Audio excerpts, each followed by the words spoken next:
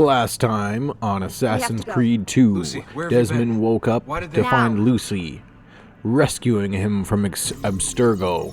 She immediately put him back inside the Animus, where he discovered a new subject, 16, and their memory match needed to be found. It will be all right. When it was, Ezio proceeded to a memory of a small boy being born, after which he was taken back out of the Animus immediately, where him and Lucy needed to fight their way out of Abstergo. After escaping Abstergo, Lucy took Desmond to a new assassin hideout, where he met Sean Hastings and Rebecca Crane. Right, well, it's been lovely chatting, but if you These don't two mind, seem Desmond, to be the it's best we get straight brains to work. of the Time is operation. precious. Sean So is these days. somewhat of a history We've got buff, everything set up and ready, Rebecca Lucy. runs Just the say the word and we'll Animus. get going. Here, I brought you something. Lucy A parting gift guides from the group. Abstergo. Whoa! After a short time, though, Desmond jumps back into the Animus to find that he is now Ezio Auditore, his ancestor from the Italian Renaissance, the grown-up baby seen earlier. Starting off, Ezio seems to have a problem with a Vieri de Pazzi. Sometime later, the groups begin fighting, and Vieri is humiliated as the fight is won by the Auditore brothers, Ezio and Federico, who we meet some short time later. With Vieri defeated in this round, and Ezio's face bloodied, the boys head to the doctor to get a little healing. After which, the guys climb a church to take in the view, Just a scratch. and that is where we had ended, Besides, I've no money and where for the this doctor of story yours. continues. Wasted it on women and wine, huh? I'd hardly call it wasted. All right. Enough of that. We really should head home. Let's go. Wait. What? Ezio, let Christina sleep. There will be time enough for that. Later. Nightcap. Pay a surprise visit to the beautiful Christina Vespucci.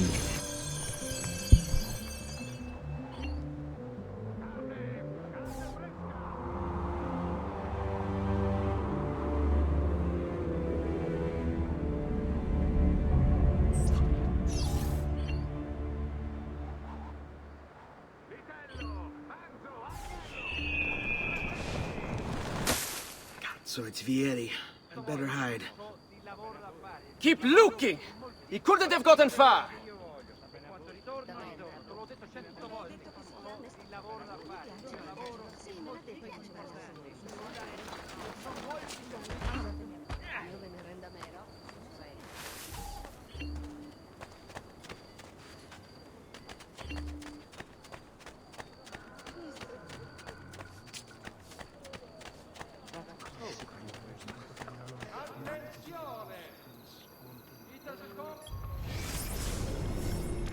Casa de Vespucci. Built by a distant great-great-uncle of the famous Amerigo Vespucci in 1350, the relatively unpresumptuous Vespucci residence is notable for displaying the first painted facade in Florence, a style that was later done to death in the Oltrarno district. Christina! Christina! Who's there? Me! Oh, Ezio. I should have known. May I come in? Fine, but only for a minute. A minute is all I need. Indeed. Well, wait. That came out wrong.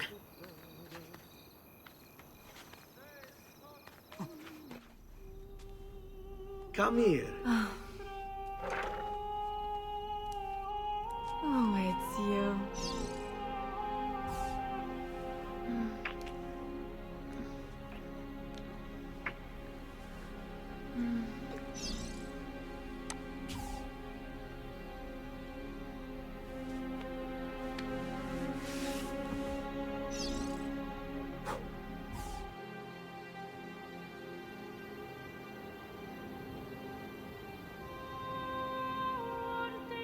Christina! Christina! Celia! Your tutor will be here soon. Come, my daughter. Is it really so terrible that... Figlio d'un cane! What is this? Perdonate, messere! Chiedo venia! I'll kill you! No, no, that's not necessary. Guards! Guards! Voglio la sua testa! Get him!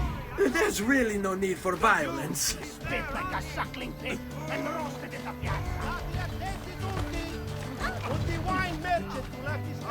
You have me confused with someone else. She needed some help with some things. I'm mostly innocent.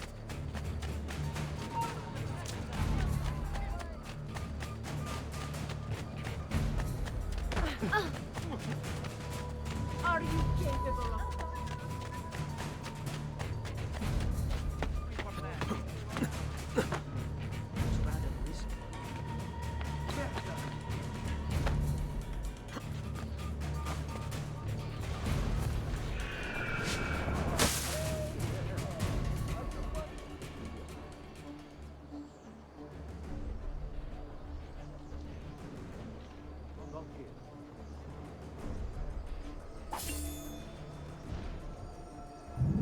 Now that we're done hiding from the Vespucci guards, we can take a look at who Christina is.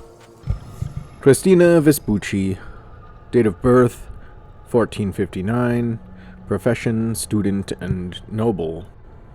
Christina Vespucci was a well-known Florentine beauty and a favorite of painters, most notably Botticelli, who used her as a model for several of his paintings. Records kept by her father's guards indicate Ezio visited her frequently, and that he was unbelievably dexterous, as the guards were never able to catch him trespassing. In addition to her looks, Christina also seems to have been somewhat responsible for jump-starting the career of her cousin, the namesake of a rather famous landmass. At a dinner party attended by Christina, and among other illustrious guests, Lorenzo de' Medici, she was reputed to have been in conversation with Lorenzo and Manfredo Soderini about her cousin's brilliance as a sailor. Well, apparently she exaggerated his importance slightly to impress Lorenzo, and Lorenzo, charmed by her beauty, agreed to hire him. Try Amerigo out. I bet after several years you'll name your shipping company after him, she is reported to have joked. Biggest understatement of the century. So a quick Google search would tell us that Amerigo Vespucci was an Italian explorer navigator, and his name, the term America, is derived, and he was the first person to identify the New World as a new continent. So yeah, I'd say pretty big understatement.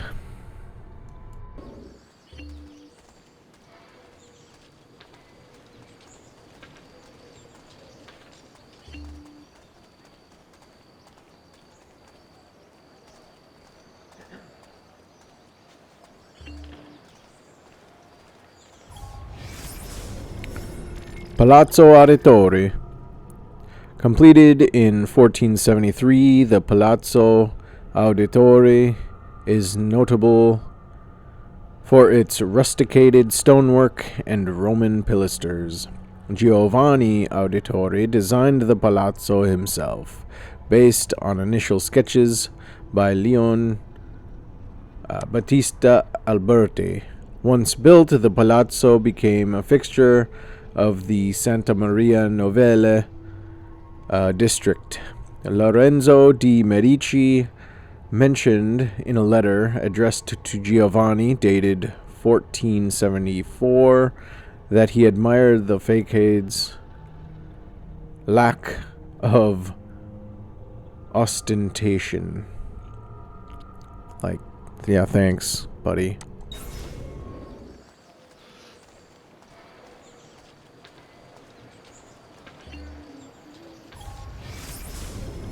Giovanni Auditore. Date of birth 1436. Profession banker, advisor, and noble.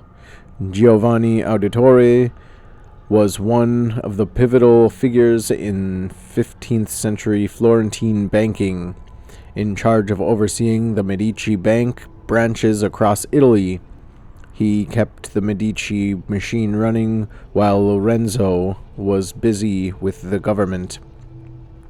Extending his reach out into the international operation, it was Giovanni who first noticed the problems with the Lion Bank, causing him to alert Francisco Sassetti, which saved the branch.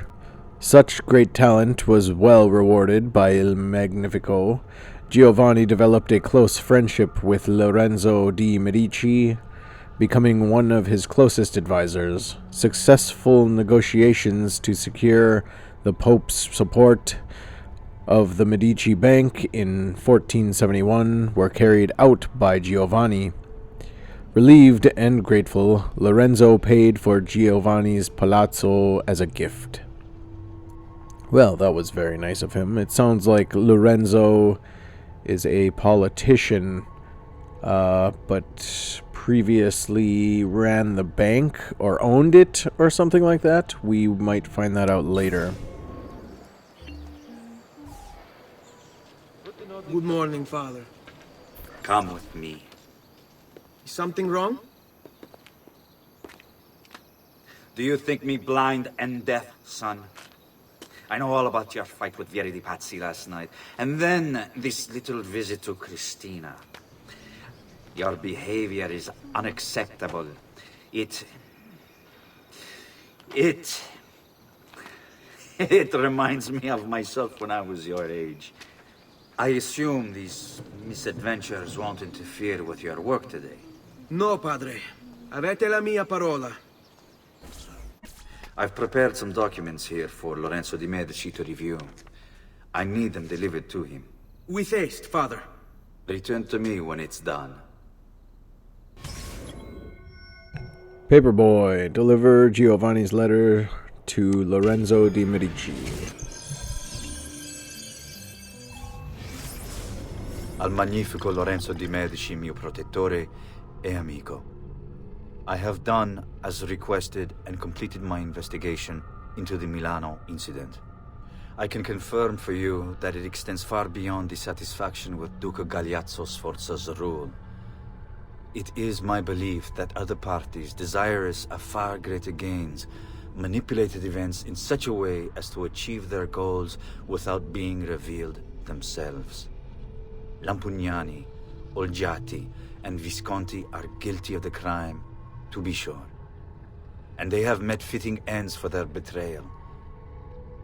But several other noble families are implicated as well, our own Francesco de' Pazzi among them.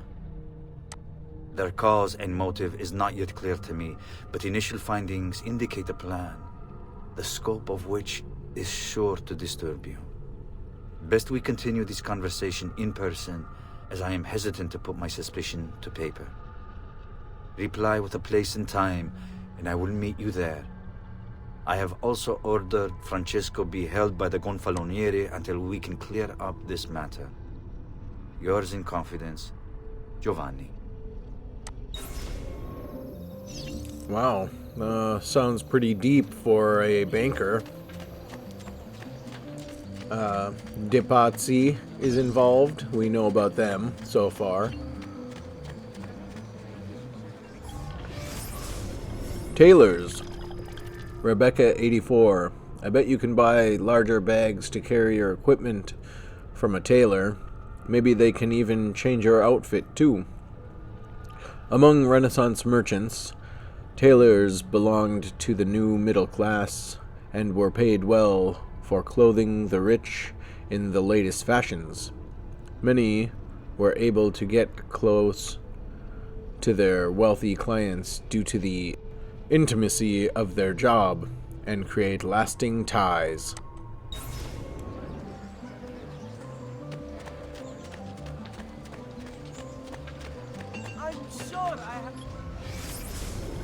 Blacksmiths. Rebecca 84. I bet these guys can sell you weapons, armor, daggers, and ammunition. They even do repairs. Every Renaissance community needed a blacksmith. Swords, locks, pans, knives, nails, and armor were all made from metal, and all needed to be shaped. In addition, architectural ironwork flourished during the Renaissance as blacksmiths began to apply their practical craft toward making art. Just what you need, somewhere in the back, perhaps.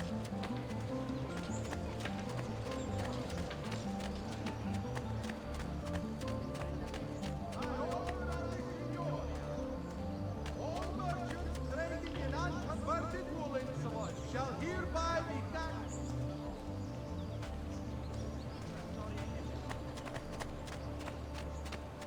Come, good folk, see the latest Heralds. Rebecca says, if a herald tries to draw attention to your assassinations, I bet you can bribe him to keep quiet. Proclamations, local laws, news, market days, and advertisements were all called out by heralds, since many Renaissance Italians could not read.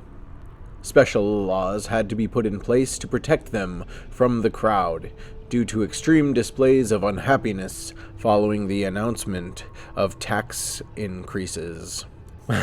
Poor guy. I guess this is why they say, don't shoot the messenger. But yeah, I don't think anybody's ever happy about new tax increases.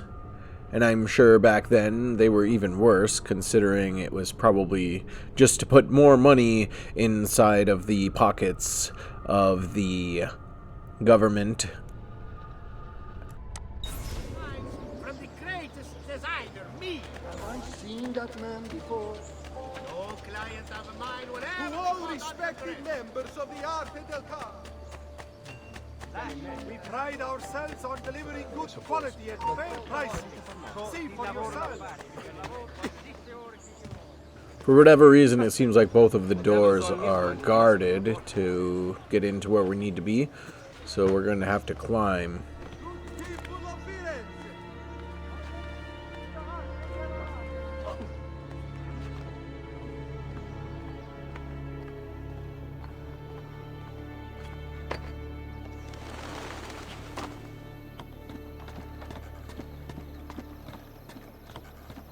Come, good folk, see the latest designs from the greatest designer, me.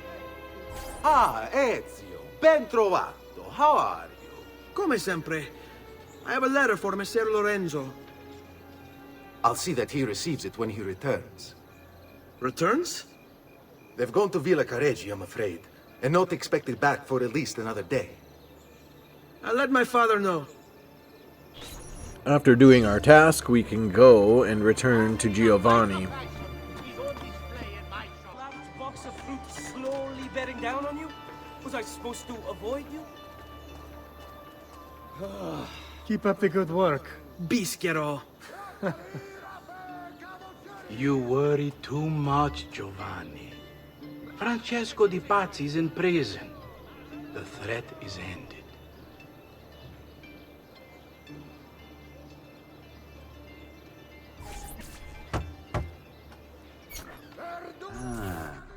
Hello, son.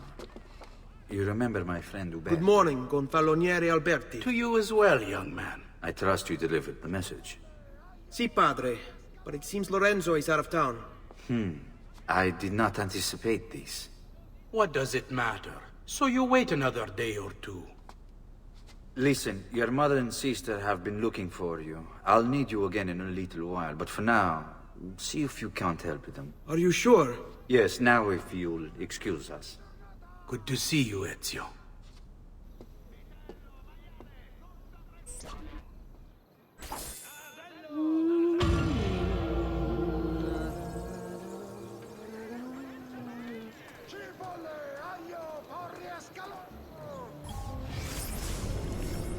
Maria Auditore. Date of birth 1432.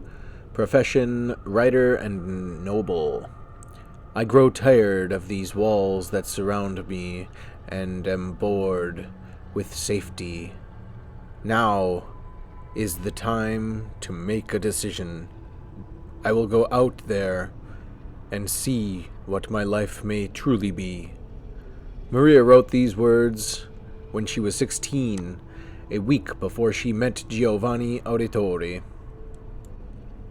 Born into the powerful banking family, the Mozzi, Maria is one of the most famous historical sources of the time period due to her multi-volume diary, which has been translated by several notable scholars and is on display in the Uffizi Gallery in Florence. With funding from her parents, Maria opened up a bakery in the courtyard of her family's palazzo, which she transformed into an artistic gathering place.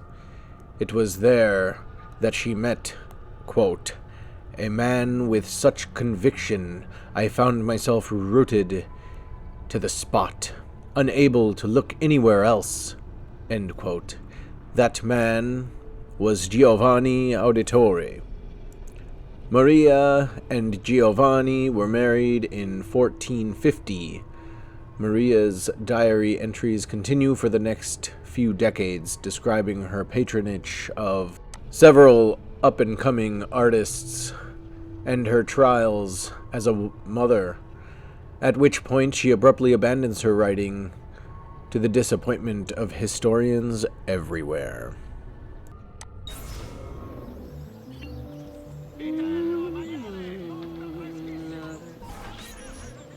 Buongiorno, Ezio. Buongiorno a voi, madre. Come state? Sto bene. And you? Still recovering from last night? I have no idea what you're talking about. Of course not. Anyway, I have an errand to run. I'd like you to join me. Con piacere. Come, it's not far from here. Friend of the family, help Maria with her errand.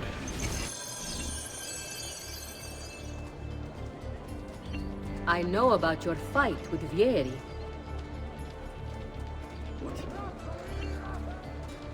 Per piacere, let's not play this game. He spoke ill of us. I could not allow him to continue. I'm sure he's having a hard time dealing with the accusations against his father. Francesco di Pazzi is many things, and none of them good. But even I never suspected he'd be capable of murder. What will happen to him? I imagine there will be a trial. Will father speak at it? He'll have to. He's the one with the evidence. Still, I wish there was another way. You've nothing to fear. Everyone wants justice done.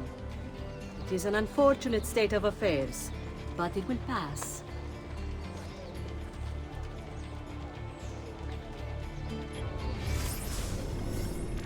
Banks. Rebecca says, it looks like the Templars are using the banking network to transport their money.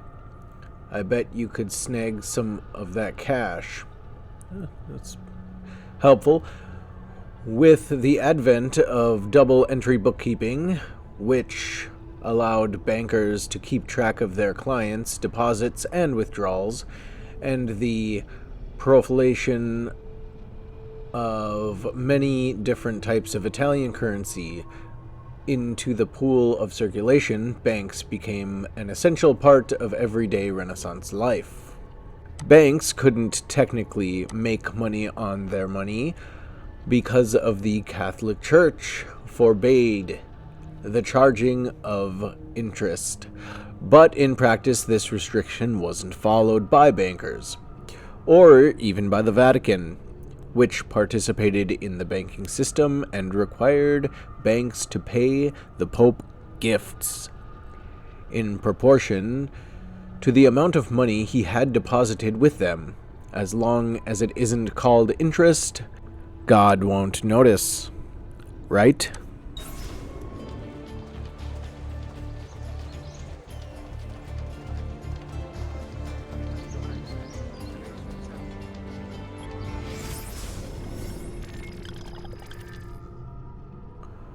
Bottega di Leonardo e Firenze. Leonardo da Vinci opened his own studio after completing his apprenticeship to Verrocchio, one of the most successful Florentine artists of the day. Between 1476 and 1481, Leonardo probably continued to collaborate with Verrocchio, although no one is quite sure what he was working on. In 1481, he was given his first commission by the monks of San Donato e Scopeto to paint the Adornation of Magi.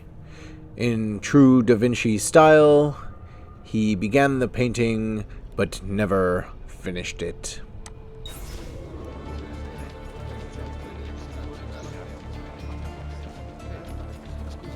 Here we are.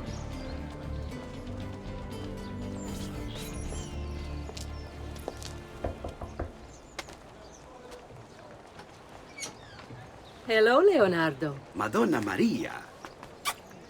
This is my son, Ezio. Molto onorato. L'onore è mio.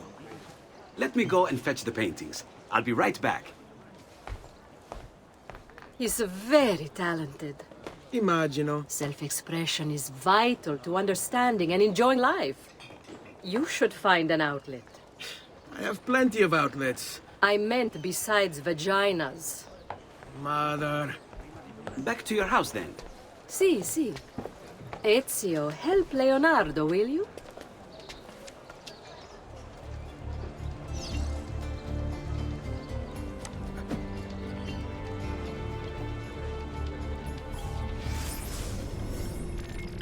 Leonardo da Vinci, date of birth 1452, profession painter, inventor, designer, architect, scientist, and engineer.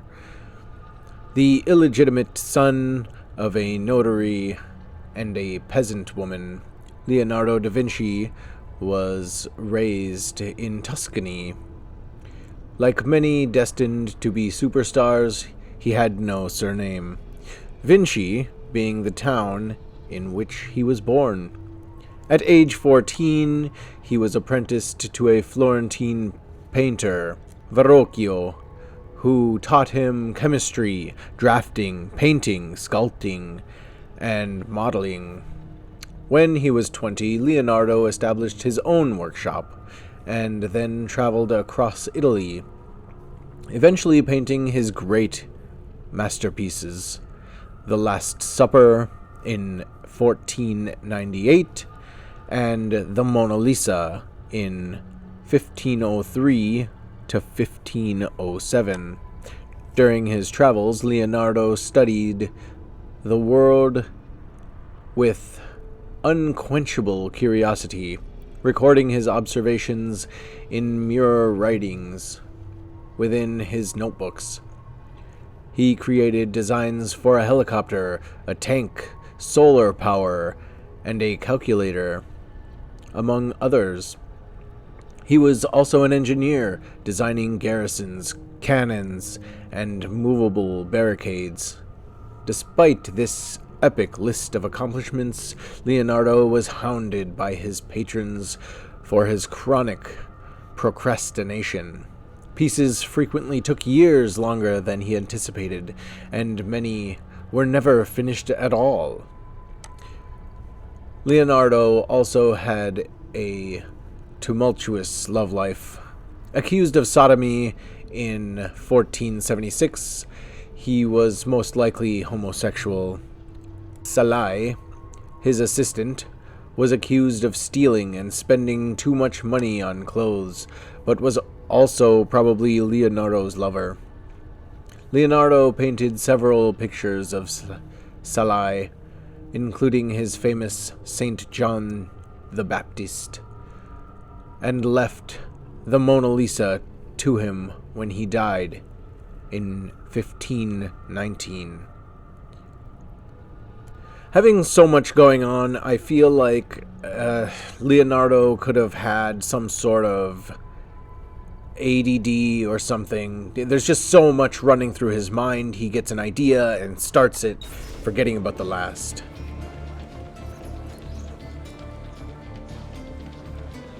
So Ezio, what do you do? He's been working for his father. Ah, you're to be a banker. For now. And you, art was it? Truth be told, it's been difficult for me to settle. Painting is nice, but I often feel like my work lacks, I don't know, a purpose. Does that make sense? I'd rather contribute more practically, more directly.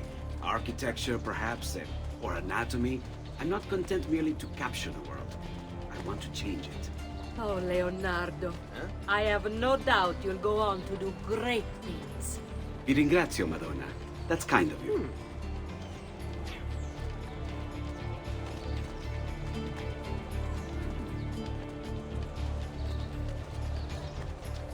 Yeah, so I mean the game's interpretation is that he painted, but he wanted to do more. So therefore, you know, he had just so much that he wanted to do. So painting just wasn't number one. Thank you for your help, son. Don't let me keep you from your other duties. It was nice to meet you, Ezio. I hope our paths cross again. Anch'io.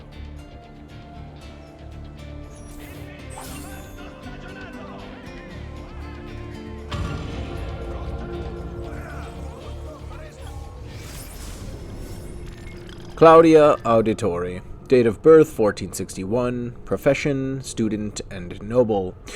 The third child of Giovanni and Maria Auditori, and the first girl in the family. Claudia seems to have been a bit of a spoiled brat.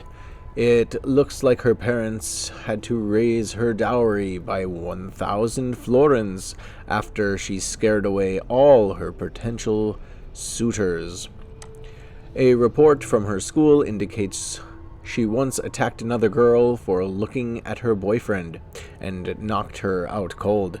On the plus side, she's Ezio's sister, so you should be safe.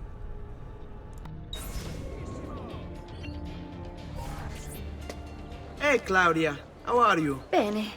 You shouldn't keep things from me. It's Duccio. What of him? I think he's been unfaithful. Who told you this? The other girls. I thought they were my friends. Harpies. You're better off without them. I loved him. No, Claudia. You only thought you did. He should suffer for what he's done. Wait here.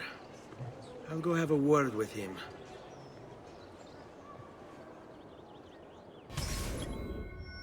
Beat a cheat. Find and punish Duccio. She seems I don't know, different. A little scary, you know? Kind of a change of emotion there. She also looked like she had a soul patch. I know it's just the shadow, but, I mean, come on. It kind of looked like it, don't you think?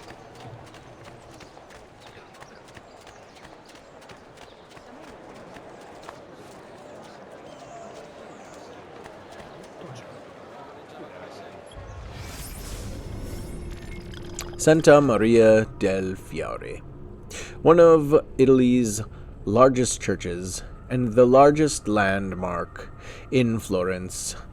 Santa Maria del Fiore is considered by many to be the first masterpiece of Renaissance architecture.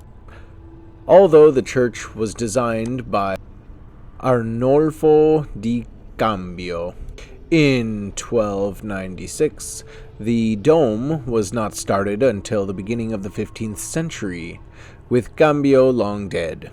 None of the architects at the time had any idea how to construct such an enormous structure, since the use of buttresses was forbidden in Florence, and mortar took several days to set. But all was not lost. In an amazing comeback story, Filippo Brunelleschi, an architect who had been defeated in an earlier bid to design the baptistry doors, won the competition to build the dome. He beat out Lorenzo Gilberti, the same artist he had lost to before. Brunelleschi invented machines to hoist the brick needed for the dome up to the workers, and was able to construct the entire dome without using centering, a support structure to hold the dome in place while bricks were laid. Containing over 4 million bricks, the dome was completed in 1436. Now, if you did not know, buttresses are supporting pieces that would be on the outside of the buildings. They look like this. In the Italian Renaissance, these were regarded as ugly, not to mention they were used by Italy's enemies to the north. The lantern was added after Brunelleschi's death in 1446, and supposedly contains holy relics. However, there were several rumors that, in fact, an entire tomb of unknown origin is located there. I've traditional remedies and the wisdom of the Arabes. Wellness awaits. Giotto's Campanile. Begun by Giotto di Bondon, the famous architect and painter, in 1334, this famous Gothic bell tower was incomplete when Giotto died. Andrea Pisano took over, and then in 1348 was felled by the Black Death. In 1359, the tower was completed by Francesco Talenti, who deviated from Giotto's plan in his design of the upper 3 floors. He enlarged each floor to match the previous according to perspective, so when seen from below, all 3 floors seem to be exactly the same size. The tower is clad with white marble from Carrara, red marble from Siena, and green marble from Prato. It takes exactly 414 steps to reach the top, perhaps predicting Charles Messier's discovery of the Whirlpool Galaxy exactly 414 years later. Or perhaps not. Now wandering around a bit more, we discover that Vieri's men are on high alert. However, Duccio is pretty close by Giotto's Campanile, so we'll have to deal with them before confronting Duccio.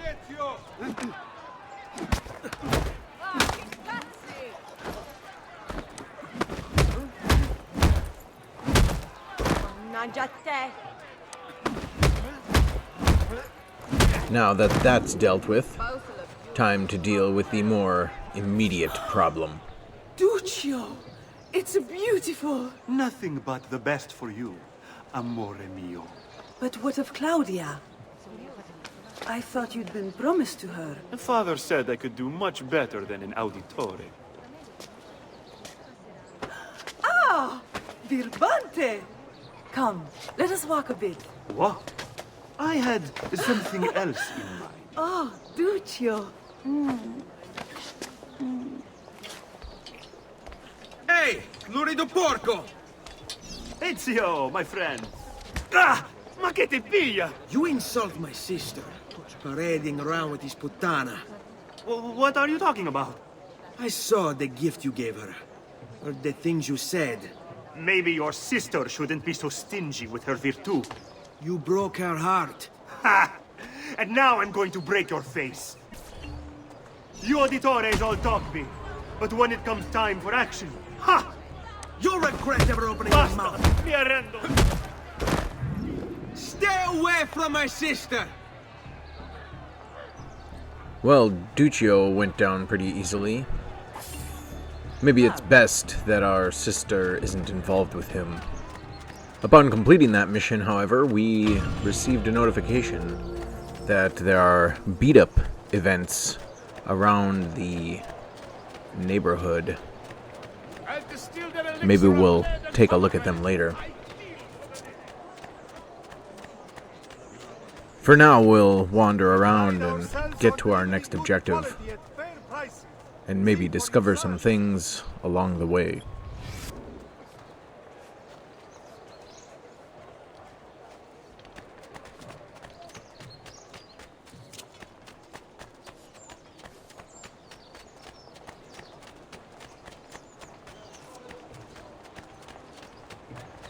Hey, Ezio! Art merchants. Rebecca says, looks like you can buy paintings for the Villa Auditore here. Maybe they have some other special things for sale as well. The shops of Renaissance artists were usually small and dealt mainly in religious decorations for churches or homes. Artists were not considered visionaries as they are today, but were treated merely as craftsmen, just like carpenters or blacksmiths. The production of art was usually cooperative. The head of the shop was the master, who received commissions and oversaw the assembly of the painting. He was expected to be a businessman and turn a profit, usually creating copies of whatever religious paintings were in vogue at the time. I think this is very true. Art is looked on just as something until so many years later. Walking to our objective, we see a sobbing woman and confront her. That faithless husband of mine is cheating. I know it, as do all the neighbors. Please teach him a lesson for me. A woman scorned beat up the cheating husband. Our first beat-up event. Of course, Vieri's men catch us as we start the event. We'll have to escape them before completing our objective. Not a problem. We can jump into this cart of what looks to be like flower petals.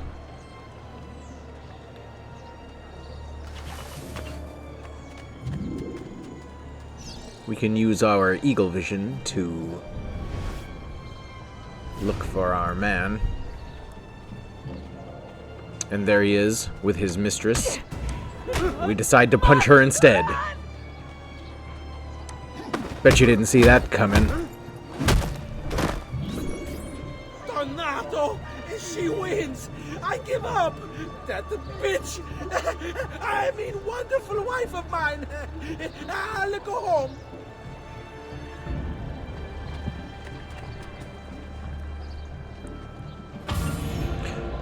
And that is objective complete. Before we move on to our main objective, I think that we can run around and do our side quests first. I think we can go to a courier mission. Perhaps we'll learn some skills and maybe even gain some money.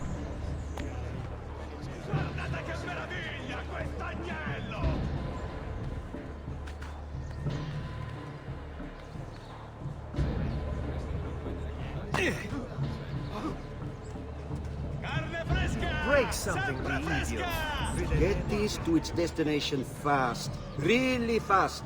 I'll pay you well.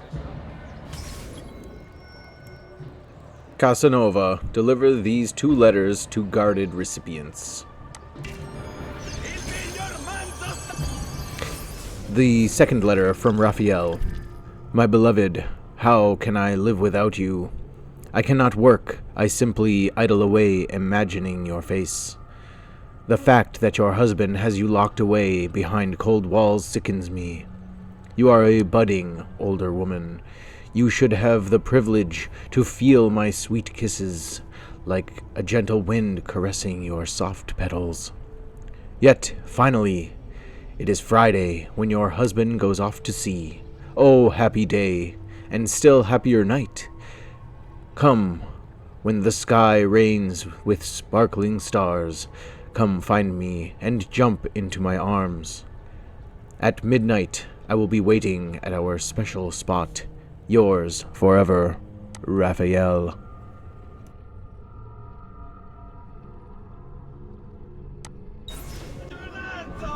And for the first letter from Raphael 1. My dearest, how can I live without you? I cannot work. I simply idle away, dreaming of your face. The fact that your father has you locked away behind cold walls sickens me. You are a budding young woman. You should have the privilege to feel my sweet kisses like a gentle wind caressing your soft petals. Yet, finally, it is Friday when your father goes off to market. Oh, happy day, and still happier night. Come, when the sky rains with sparkling stars, come find me and jump into my arms. At dusk, I will be waiting at our special spot. Yours forever, Raphael. It seems that Raphael is a, player for an older woman and a younger woman, someone who clearly still lives with their father, and someone who is married and clearly having an affair.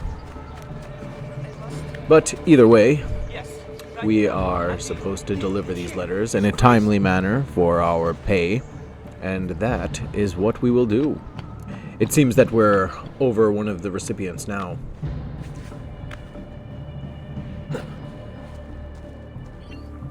Oh, grazie. That must have been the younger woman. Our way out is guarded by Vieri's men. I say, he's certainly a genius. And the young woman seems impressed, so I don't know if Raphael's got skills or if that's something to say about the woman. Either way, we can make it to the other woman and deliver Raphael's letter for him. No matter how sickening we may think it is. Of course, it appears that Ezio may be somewhat of a player himself.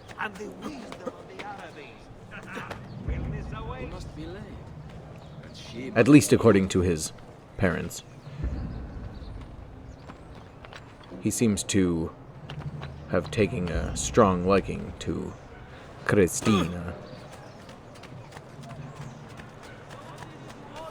And the second recipient is nearby, waiting. A man seems to guard the roof. We can probably avoid him easily.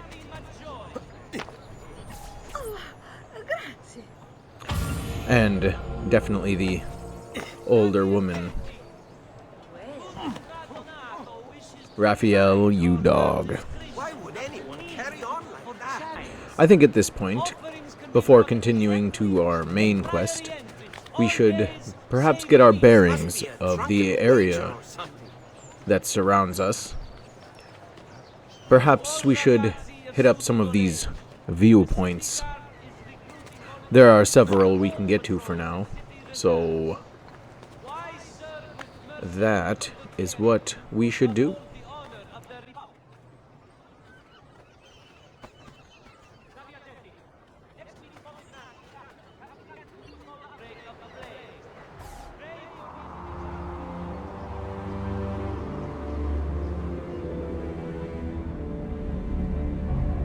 While heading to our next viewpoint and avoiding Vieri's men, we come across the Palazzo della Signoria.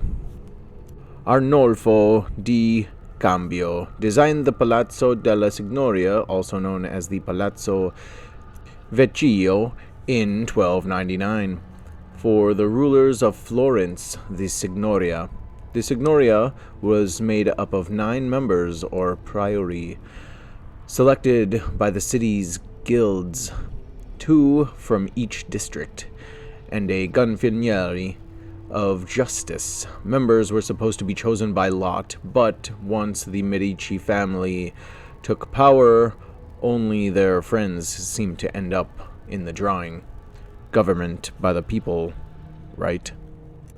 And I think that it's very true that your friends have a large influence on where you can get in life, more so in those times. Interesting fact, the tower in front is off-center because it was incorporated into the palazzo from an earlier structure. It contains 2 small cells, one of which was used to imprison Cosimo di Medici.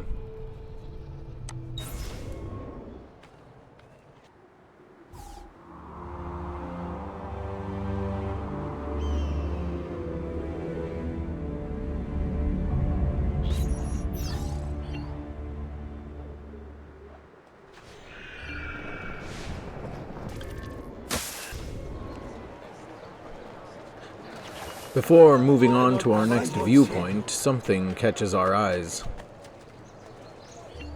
I can outrun anyone in this distretto. I hear you the best. Prove it.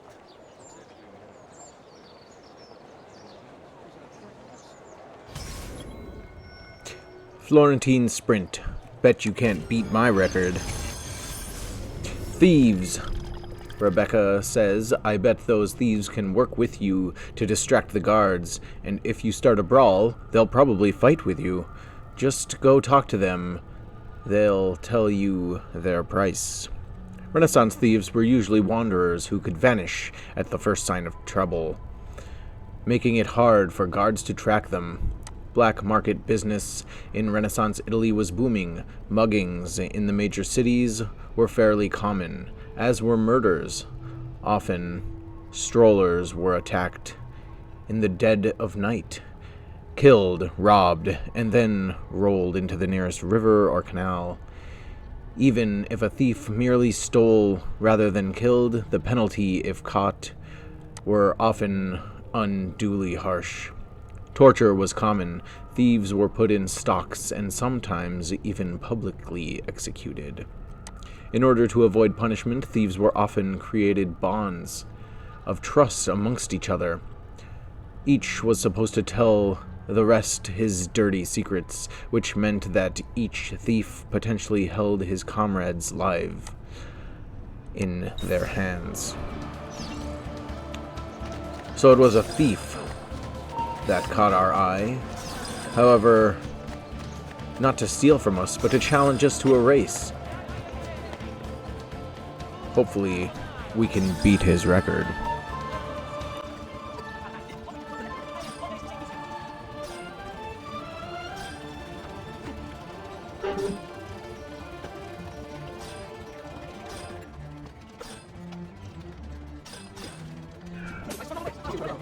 At this point, we're so close, but have a run-in with Vieri's men, manage to escape, and beat the thief's record by 5 seconds. Although Vieri's men didn't lose us for long and are now on our tail, and we must escape them before continuing on with what we were doing. After fleeing for some time, the men lose sight of us, and we can sit on a bench What's going on? and lose our tail. Not here.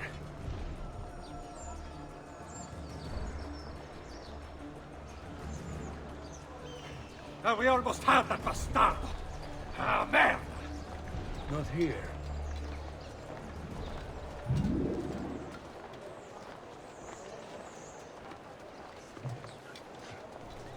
We've lost them for now, but we know they'll be hard working to find us again.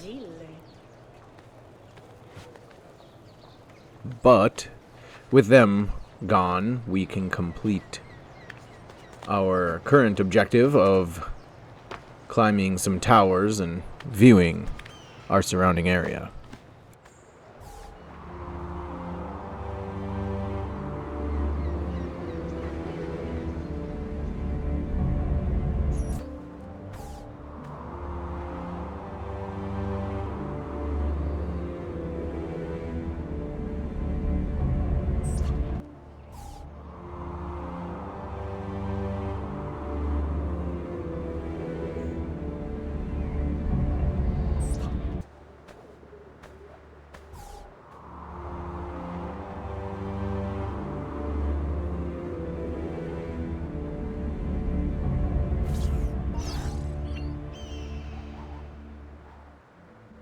And with that tower synchronized, we have viewed every site in the immediate area and can continue with our quests.